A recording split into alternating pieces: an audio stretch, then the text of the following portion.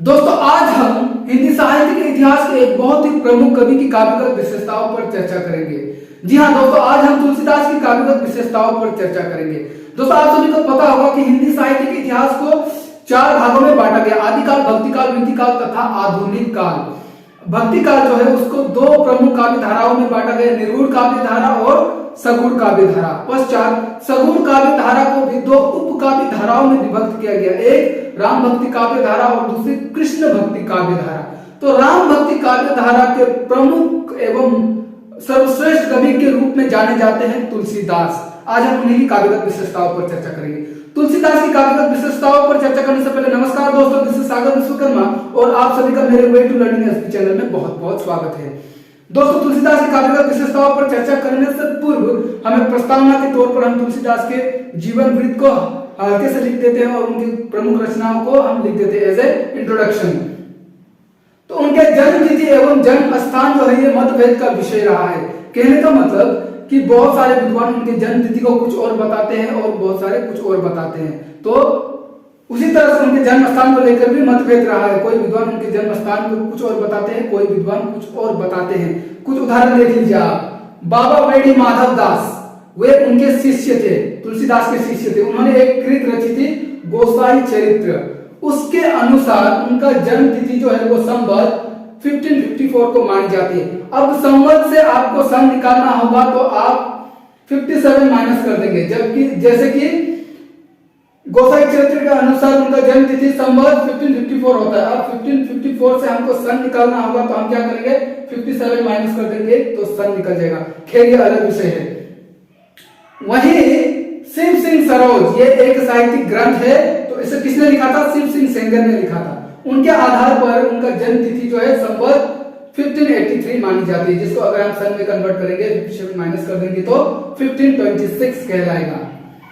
वहीं अंत साक्ष्य के आधार पर, कहने का मतलब कि एविडेंस के तौर पर पंडित राम गुलाम द्विवेदी ने जो उनके जन्म तिथि को बताया, ज्यादातर विद्वान इसी तिथि को मान्यता देते। उन्होंने कौन सी बताई? उनकी जन्म तिथि संवत 1589, जिसको हम सन में निकालेंगे तो वो 1532 कहलाएगा। तो ज्यादातर विद्वान इसी तिथि को मान्यता देते हैं। तो हम मोटा मोटी इसी तिथि को तुलसीदास के जन्म तिथि के रूप में जान सकते हैं। वहीं उनके जन्म स्थान को लेकर भी विद्वानों में मतभेद रहा है।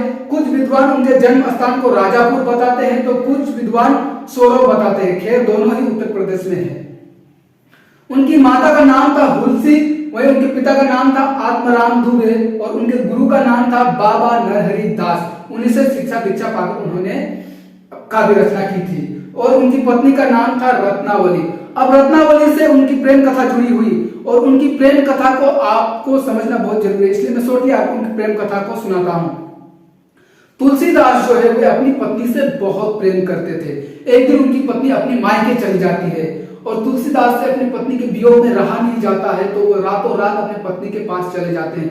घनघोर रात होती है, बारिश हो रही होती है, वे फिर भी अपनी पत्नी के पास जाते हैं। जाते हुए उनको रास्ते में एक नदी पार करना होता है, तो वो नदी पार करते समय उन्हें एक लकड़ी का टुकड़ा नजर आता है, तो वो उस लकड़ी के टुकड़े को पकड़कर नदी पार करते हैं, जबकि वो लकड़ी का टुकड़ा नहीं होता है, किसी मुर्दे का लाश होता है। फिर जब वो घर पहुंच जाते हैं तो वे दरवाजे के रास्ते नहीं जाते, वे खिड़की से अपनी पत्नी के पास जाते हैं।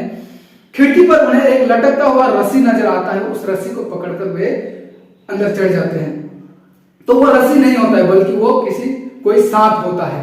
कहने का मतलब कि वो प्रेम में इतने अंध थे कि एक मुर्दे के लाश को उन्होंने लकड़ी का टुकड़ा समझ लिया और एक सांप को उन्होंने रस्सी समझ लिया। और वे अपनी पत्नी के पास जाकर कहते हैं कि मैं तुमसे बहुत प्रेम करता हूं, मैं तुम्हारे बिना क्षण भर भी नहीं दूर रह सकता। तो पत्नी जो है उनसे नाराज होती है और उनसे गुस्सा होते हुए वे कहती है कि लाज न आई आपको, दौड़े आई हूं साथ, आपको जरा सी भी लज्जा नहीं आई जो मेरे पीछे पीछे दौड़े चले आए। फिर वो आगे कहती है, अस्थि श्रम में देह तासो ऐसी प्रीत, नेकू जो होती राम से तो काहे भोगी। कहने का मतलब कि जो आप मेरे देह से, जो आप मुझसे प्रेम करते हैं, अगर ऐसी प्रेम, ऐसी श्रद्धा वाली प्रेम आपने थोड़ी सी भी अगर प्रभु राम से की होती तो आप जीवन के इस भवसागर से पार पा जाते। ये जो पंक्ति थी ये तुलसीदास के जीवन की टर्निंग पॉइंट थी। इसके बाद उनका जीवन परिवर्तन हो गया, हृदय परिवर्तन हो गया और वे प्रेमी से प्रभु भक्त बन गए। उसके बाद वे राम भक्ति में इस तरह से लीन हो गए कि पश्चात वे राम भक्ति काव्य धारा के सर्वश्रेष्ठ कवि के रूप में जाने गए। इस कहानी को समझना जरूरी था क्योंकि किस तरह से तुलसीदास एक प्रमुख राम भक्ति काव्य धारा के प्रमुख कवि हुए, किस तरह से वे एक सर्वश्रेष्ठ कवि कहलाए गए, आपको जानना जरूरी था, अनिवार्य था, इसलिए मैंने आपको सुनाया। तो तुलसीदास की प्रमुख कुछ कृतियां को देख लेते हैं। दोहावली, कवित्व रामायण, गीतावली, रामचरितमानस, विनय पत्रिका, पार्वती मंगल, जानकी मंगल आदि आदि, ये उनकी कुछ प्रमुख कृतियां हैं। तुलसीदास जो है वे मर्यादा पुरुषोत्तम राम की उपासना करते हैं। वे मर्यादा पुरुषोत्तम राम को आधार बनाते हुए समाज में हो रही सामाजिक परिस्थितियों पर, राजनीतिक परिस्थितियों पर, सांस्कृतिक धार्मिक तमाम परिस्थितियों पर वे व्यंग भी करते हैं और जनता को एक आदर्श बताते हुए राम की बात करते हैं। राम के आधार पर वे समाज में परिवर्तन लाना चाहते थे। वे केवल राम की भक्ति ही नहीं करते थे, राम के आधार पर समाज में हो रहे तमाम उन परिस्थितियों पर वे व्यंग करते थे, उसको परिवर्तित करने का प्रयास करते थे। इसीलिए तुलसीदास एक बहुत ही सर्वश्रेष्ठ कवि के रूप में जाने जाते हैं। तो उन्होंने राम की शील की बात की, शील, शक्ति और सौंदर्य की बात की। शील से तात्पर्य है कि राम के व्यवहार और आचरण, और शक्ति, उनके शक्ति, किस तरह से उन्होंने रावण पर विजय पाई अपनी शक्ति के आधार पर। वही उनके सौंदर्य का भी गुणगान किया है कि किस तरह से जनकपुर में राम के सौंदर्य पर सभी मोहित हो गए थे। तुलसीदास की जन्म मृत्यु जो है वो 1623 ईस्वी को राजापुर जिला बांधा में हुई। तो ये जो इतना बात है, आप इसको प्रस्तावना के तौर पर लिख देंगे तो पर्याप्त होगा। आगे हम तुलसीदास की काव्यगत विशेषताओं पर उदाहरण सहित चर्चा करेंगे। तो without delay let's get started. दोस्तों, अगर आप मेरे सब्सक्राइबर हैं तो आपको पता होगा कि इससे पूर्व भी मैंने एक वीडियो डाला था जिसपे मैंने ये कहा था कि काव्यगत विशेषताएं कैसे लिखी जाती है। अगर आपने उस वीडियो को नहीं देखा तो मैं डिस्क्रिप्शन पर लिंक दे दूंगा, आप वहां जाकर देख सकते हैं। तो चलिए तुलसीदास की काव्यगत विशेषताओं को समझने का प्रयास करते हैं। डॉक्टर माता प्रसाद गुप्त ने कहा है कि वैसे तो राम भक्ति काव्य धारा में बहुत सारे कवि हुए, जैसे अग्रदास, नावादास, ईश्वरदास, रामानंद आदि आदि, इस तरह से बहुत सारे कवि हुए जिन्होंने राम काव्य पर अपनी काव्य रचनाएं रची। किंतु तुलसीदास एकमात्र ऐसे कवि है जिनके कारण राम भक्ति काव्य धारा का महत्व हिंदी साहित्य में बना हुआ है। तो चलिए एक एक करके उनके काव्यगत विशेषताओं को देखते हैं। जैसा कि आप सभी को पता है वे कौन से काव्य धारा के कवि है, भक्ति काल के काव्य धारा के कवि है ना। तो भक्ति भावना, ये जाहिर सी बात है, उनकी सर्वप्रथम काव्यगत विशेषताओं में से एक रहेगी। तो भक्ति भावना को हम तुलसीदास की काव्यगत विशेषताओं में सबसे पहले रख सकते हैं। भक्ति भावना क्या है, अगर आपको समझ में नहीं आ रहा हो तो इंग्लिश में आप समझ सकते हैं स्पिरिट ऑफ डिवोशन। भगवान के प्रति आपकी आस्था क्या है, भगवान को आप किस प्रकार से भगवान पर आस्था रखते हैं, उसे हम भक्ति भावना कहेंगे। तो भक्ति भावना जो है तुलसीदास की काव्य की सबसे प्रमुख प्रवृत्ति और काव्यगत विशेषता रही है। वह किसकी भक्ति करते थे? वे प्रभु राम की भक्ति करते थे, राम की शिव शक्ति और सौंदर्य की भक्ति करते थे। और किस प्रकार से भक्ति करते थे? वे सेव्य भक्ति करते थे। कहने का मतलब कि वो राम को अपना स्वामी मानते थे और खुद को उसका सेवक मानते थे। तो वो सेव्य भक्ति भावना रखते थे। उदाहरण सहित हम लिख सकते हैं, सेवक सेव्य भाव बिनु भव में तलिए उर्गारी। कहने का मतलब कि मैं सेवक हूं और प्रभु मेरे सेव्य है, मतलब मेरे स्वामी है, और इस भाव के बिना इस संसार रूपी, इस संसार के विराट समुद्र से पार पाना मुश्किल है। वही उनकी दूसरी काव्यगत विशेषता है समन्वय की भावना। यह उनकी सबसे प्रमुख काव्यगत विशेषताओं में से एक है, समन्वय की भावना। अगर आप गूगल पर केवल समन्वय की भावना मात्र टाइप कर देंगे तो वहां तुलसीदास का नाम आ जाएगा। तो आप इससे अंदाजा लगा सकते हैं कि तुलसीदास समन्वय भावना के सम्राट कहे जाते हैं। उनकी कृत में उनकी जो रचनाएं हैं वहां पर प्रत्येक रचना पर हम उनकी समन्वय की भावना देख सकते हैं। इस बात की पुष्टि करते हुए हम उदाहरण सहित हम आचार्य हजारी प्रसाद द्विवेदी ने जो कहा था उसको हम लिख सकते हैं। वैसे उन्होंने बहुत लंबा कहा था, मैंने शॉर्ट पर यहाँ पर आपको लिखकर दे दिया है, आप केवल इतना भी लिख देंगे तो पर्याप्त होगा। उन्होंने लिखा था कि लोकनायक वही लोकनायक हो सकता है जो समन्वय कर सके। तुलसीदास का संपूर्ण काव्य समन्वय की विराट चेष्टा है। कहने का मतलब कि लोक का नायक वो इंसान ही हो सकता है जो समन्वय की भाव रखे, जो समन्वय की भावना रखे। और तुलसीदास एक ऐसे कवि है जिन्होंने हर क्षेत्र में समन्वय की भावना स्थापित की। किस किस क्षेत्र में की?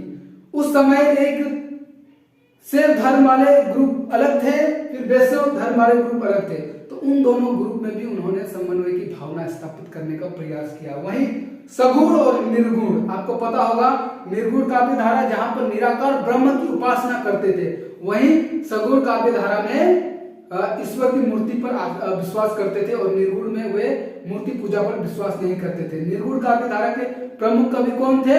कबीरदास, जिस पर मैं ऑलरेडी आपको जिनकी काव्यगत विशेषताओं पर मैं ऑलरेडी वीडियो बना चुका हूं, आपने देखा होगा शायद।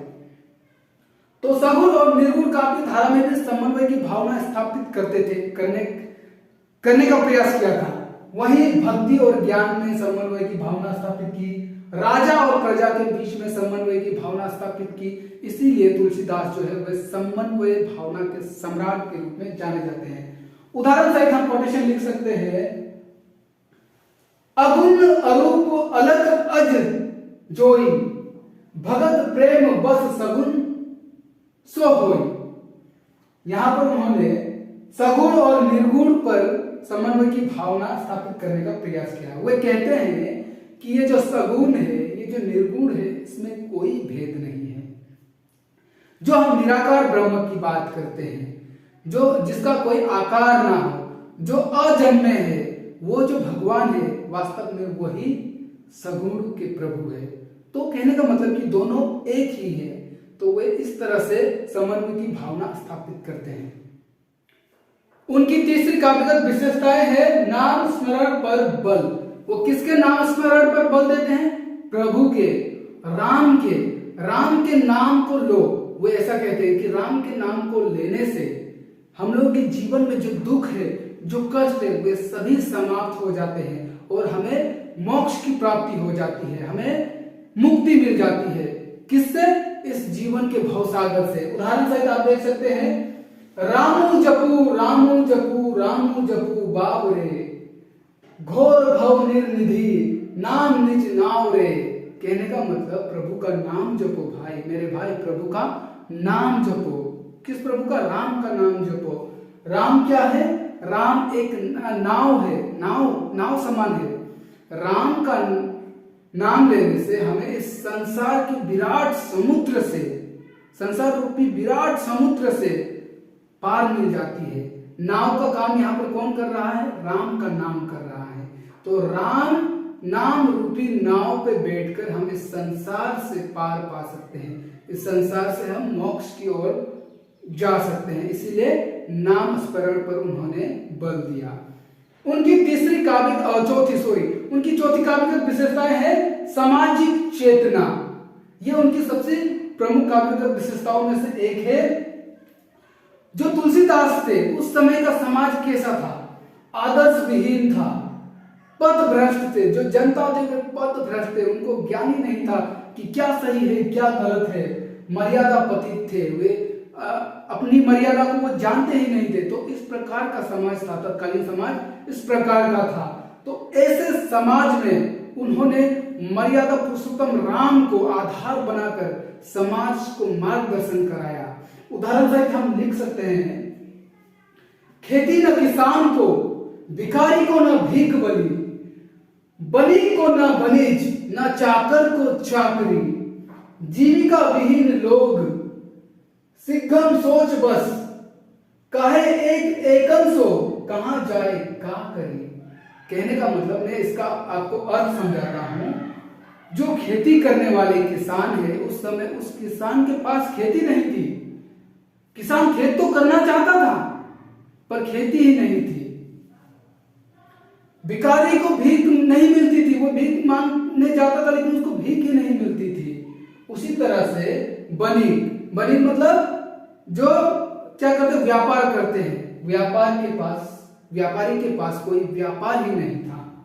उसी तरह नौकरी करने वाले, नौकरी उस समय तो गवर्नमेंट सर्विस नहीं होती थी, उस समय की नौकरी कौन सी थी, जो मजदूर करते थे, जो मजदूरी करते थे। तो मजदूरों को मजदूरी ही नहीं मिलती थी। तो ऐसी थी उस समय की समाज। जीविका विहीन लोग, मतलब इस तरह से बिना काम के, बिना व्यवहार के, बिना आचरण के लोग कैसे जिए। काम करने को है ही नहीं तो कैसे खाए, कैसे अपने परिवार के पेट को पाले, और आपस में कहते फिर रहे हैं कि भाई क्या करे, कहाँ जाए।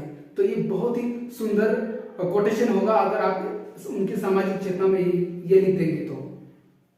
उनकी पांचवी काव्यगत विशेषताएं है मर्यादावाद पर बल। जैसा कि मैंने आपको पहले भी कहा था कि वे मर्यादा पुरुषोत्तम राम को आधार बनाकर समाज को मार्गदर्शन कराते हैं। वे समाज को कहते हैं कि हमें अपने मर्यादा का पालन करना चाहिए। हर एक व्यक्ति को अपनी मर्यादा जाननी चाहिए, मर्यादा में रहना चाहिए। प्रभु राम एक ऐसे आदर्श व्यक्ति थे जिन्होंने आजीवन मर्यादा का पालन किया। अपने मर्यादा की सीमा को ना लागने के लिए ना जाने उन्होंने कितने कष्टों को अपने ऊपर ले लिया, लेकिन उन्होंने हमेशा सदैव मर्यादा का पालन किया। उसी तरह वे तुलसीदास समाज को भी राम को उदाहरण बनाते हुए समाज का मार्गदर्शन कराना चाहते हैं और बताना चाहते हैं कि हमें अपने मर्यादा का पालन करना चाहिए। उदाहरण से हम लिख सकते हैं, तुलसी साथी विपत्ति के विद्या विनय विवेक, साहस सुकृति सुत्य व्रत राम भरोसे एक। वे कहना चाहते हैं कि मनुष्य के सामने जितनी भी कठिन परिस्थिति क्यों ना आए, जितनी भी विपरीत परिस्थितियां क्यों ना आए, लेकिन मनुष्य को साहस के साथ उस विपत्ति का सामना करना चाहिए। और वे आगे कहते हैं कि चाहे जो भी कठिनाई आपके जीवन में आए, मनुष्य को 7 गुणों को कभी त्यागना नहीं चाहिए। वे कौन कौन से 7 गुण है देखते हैं। ज्ञान, शिक्षा, विनम्रता, बुद्धि, साहस, कर्म और ईश्वर पर आस्था, ईश्वर पर विश्वास। ये ऐसे 7 गुण है, इसका त्याग मनुष्य को चाहे कोई भी परिस्थिति क्यों ना हो कभी नहीं करना चाहिए।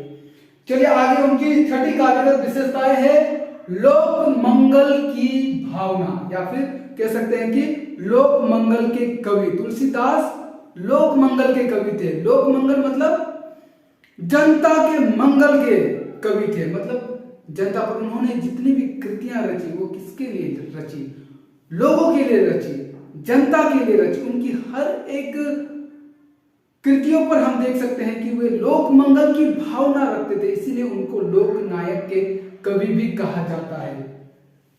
उदाहरण सहित हम पंक्तियां दे सकते हैं, सर्वे भवन्तु सुखीन, सर्वे सन्तु निरामय, सर्वे भद्राणि पश्यन्तु, मां कदाचित दुख भाग भवते।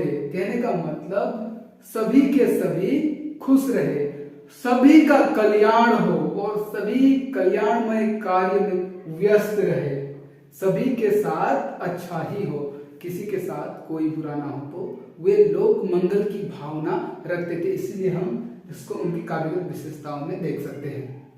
उनकी अगली काव्यगत विशेषताएं है राजनीतिक चेतना।